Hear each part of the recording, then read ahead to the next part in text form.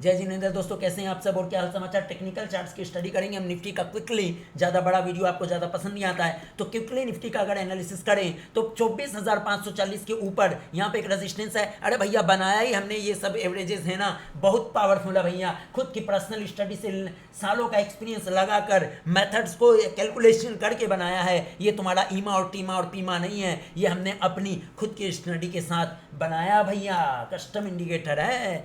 तो गाइस ये पूरा प्राइस क्यों फॉलो करता है, जब 24,520 यहाँ पर दिख रहा है, 24,540 मान के चलो, इसके ऊपर दो क्लोज डेली की होगी तो एक ब्रेकआउट की तरह देखा जाएगा। लेकिन नियर बाय 25,040 भी एक रेजिस्टेंस है, ये भी ध्यान रखना। 24,840 भी एक प्रतिरोध है, उसको भी क्लोजली वॉच करना है, उसको भी क्लोजली वॉच करना है। रुपया को वॉच करना है, यूएसडी आईएनआर को, और क्रूड ऑयल को भी जरूर देखना है, और वैश्विक न्यूज़ यानी ग्लोबल न्यूज़ को भी, और ट्रम्प चाचों पर भी जरूर फोकस करना है। समझ गए।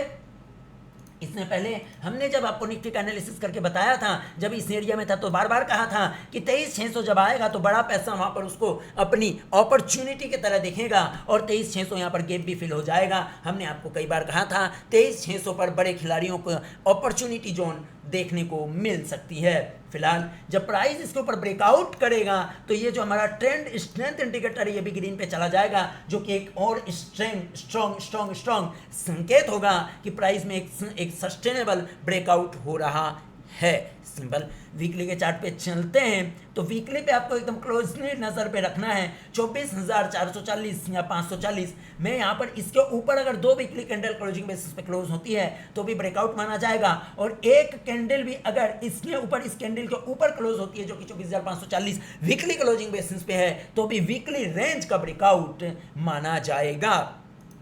मंथली पे अगर देखें तो मंथली पे आप क्लियर देख सकते हैं, क्लियर का ट्रेंड 2020 के बाद अब ट्रेंड में है, और कितना स्मूथली प्राइस ने हमारे एवरेजेस पे ही सपोर्ट लिया और यहाँ से एकदम सपोर्ट लेकर यहाँ से घुमा, और 3-4 महीने से कंसोलिडेशन फेज में है।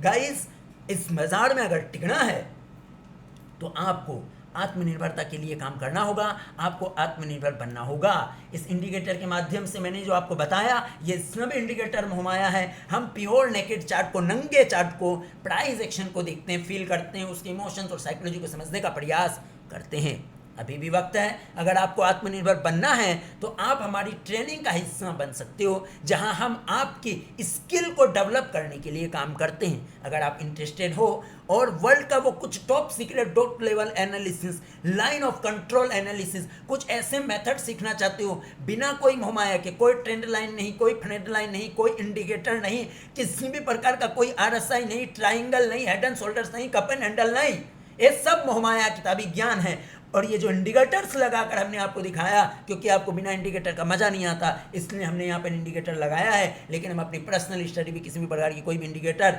नहीं लगाते हैं। ये सिर्फ आपको दिखाने के लिए। अगर आपको भी उस लेवल की स्किल, वर्ल्ड क्लास स्किल हासिल करनी है, और आपको अपने ऊपर फेथ है, विश्वास है कि आप सीख समझ कर आगे बढ़ सकते हैं, तो आपका मोस्ट वेलकम है। आप अगर हमारी ट्रेनिंग में शामिल होना चाहते हैं, अपनी स्किल को बिल्ड करना चाहते हैं, तो अभी अपनी जो मेल है वो ड्रॉप करें। अगर आप इंटरेस्टेड हैं तो support@primepesa.com पर।